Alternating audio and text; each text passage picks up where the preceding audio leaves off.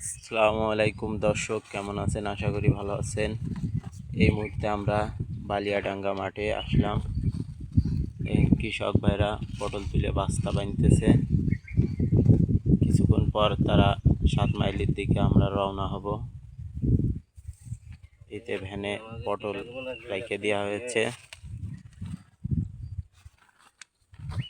আর এই যে বস্তা আরও পটল দিয়ে সেলাই করা হচ্ছে। দেখেন পটলগুলো কি সুন্দর দেখা যাচ্ছে।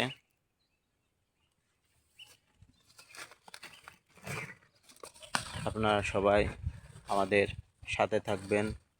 কৃষি ভাইয়ের পেজটি আপনারা কৃষকদের জন্য বেশি বেশি করে শেয়ার দিয়ে দেবেন, যেন কৃষকরা তাড়াতাড়ি লাভবান হতে পারে, তাদের কষ্ট বুঝবেন।